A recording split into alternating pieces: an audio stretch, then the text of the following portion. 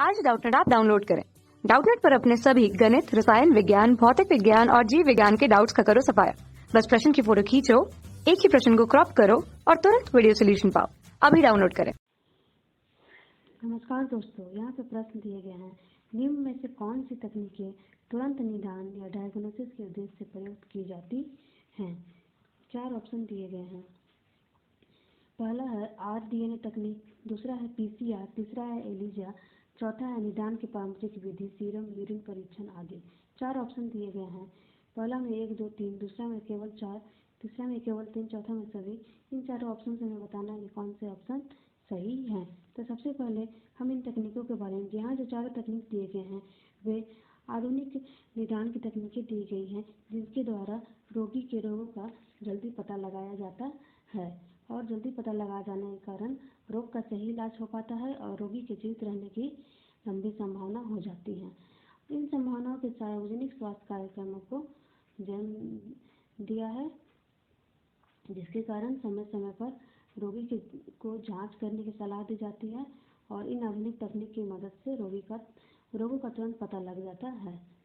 तो सबसे पहले हम ये आरडीएनए तकनीक क्या है उसके बारे में जानेंगे। आरडीएनए तकनीक यानी रिकम्बिनेंट डीएनए तकनीक यानी पुनः संयोजक डीएनए तकनीक।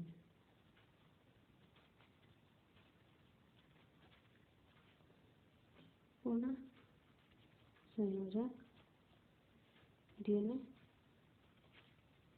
तकनीक के नाम से हम इसे जानते हैं।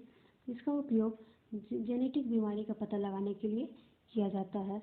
इसमें दो अलग अलग जीवों को इसमें क्या किया जाता है, दो अलग जीवों के डीएनए को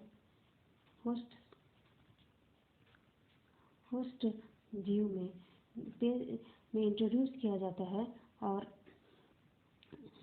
इसका उद्देश्य आनुवंशिक विकारों को पता लगाना होता है और ऐसा करके किसी रोगी में अगर कोई आनुवंशिक बीमारी है तो उसकी जानकारी प्राप्त किया जाता है। तो इस प्रकार इस आधुनिक तकनीक के द्वारा किसी भी रोग का तुरंत निदान किया जाता है। दूसरा है पीसीआर। पीसीआर का मतलब है पॉलीमेरेज चेन रिएक्शन। इसका मतलब है पॉलीमेरेज चेन रिएक्शन। यह भी आधुनिक तकनीक है जिसके द्वारा पैथोजन के न्यूक्लिक एसिड का, इसमें क्या होता है, जो रोगजनक होते हैं, जो पैथोजन होते हैं उसके न्यूक्लिक एसिड का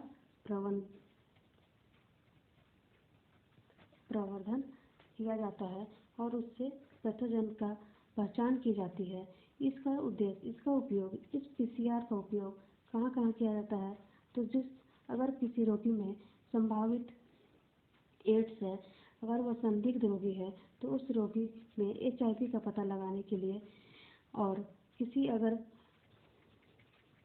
कोई कैंसर का संदिग्ध पेशेंट है, कुछ रोगी है, तो उस पेशेंट में जीन परिवर्तन का पता लगाने के लिए भी इस पीसीआर तकनीक का उपयोग किया जाता है। ऐसा करके इस पीसीआर तकनीक से करके एड्स और कैंसर रोगियों की पहचान की जाती है। तीसरा है Elijah test.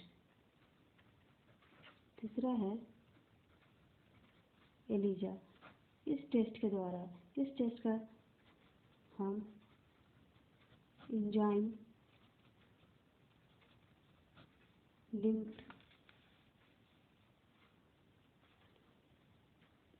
Linked immuno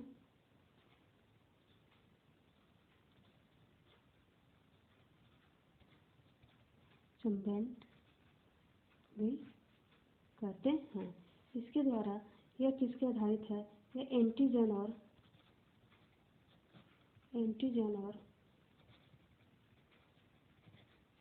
antibody प्रक्रियाओं पर आधारित है। यह भी एक आधुनिक तकनीक है जिसके द्वारा रोगी रोगी के रोगों का पता लगाया जाता है। इसमें रोगी के सीरम में एंटीजन का इसमें क्या किया जाता है? रोगी के सीरम में एंटीजन की उपस्थिति का पता लगाया जाता है। एंटीजन की उपस्थिति का पता लगाकर उसके खिलाफ उत्पन्न उस पैथोजन उस रोगजनक के खिलाफ उत्पन्न एंटीबॉडी को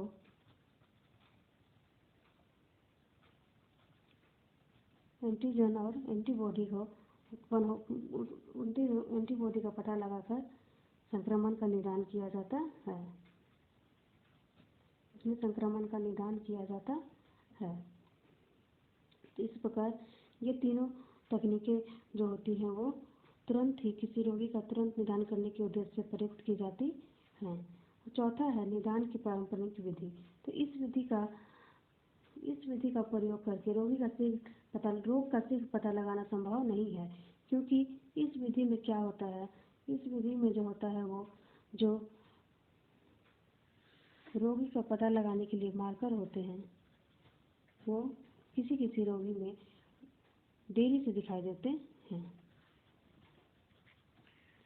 जैसे सीरम और यूरिन परीक्षण आदि जो विधि होती है वो निदान की पारंपरिक विधि होती है। इस विधि में जो होते हैं जो रोग के मार्कर जो आते हैं, सिंबल जो आते हैं वो किसी रोगी में देरी से दिखा देते हैं। इसलिए इस तकनीकी से हम किसी भी रोग का तुरंत निदान नहीं कर सकते हैं। तो इस प्रकार हमारा ऑप्शन RDNA तकनीक सही होगा, PCR सही होगा और एलिजा जो है वो सही होगा। ये PCR, RDNA तकनीक, PCR और एलिजा। अब हम ऑप्शन के चलते हैं। ऑप्शन में दिया गया है 1, 2, 3, 1, 2, 3 ये हमारा सही होगा। केवल 4 ये हमारा गलत होगा। केवल 3 ये भी गलत होगा और सभी हमारा गलत। इस तरह हमारा जो ऑप्शन है उत्तर होगा वो पहला होगा, बाकी सारे ऑप्शन गलत होंगे। धन्यवाद। कक्षा 6 से 12वीं से लेकर नीट, IIT, JEE वो एडवांस के लेवल तक 1 करोड़ से ज्यादा छात्रों का भरोसा। आज ही डाउनलोड करें डाउटनेट ऐप या व्हाट्सएप करें अपने सारे डाउट्स 8400 400 400 पर।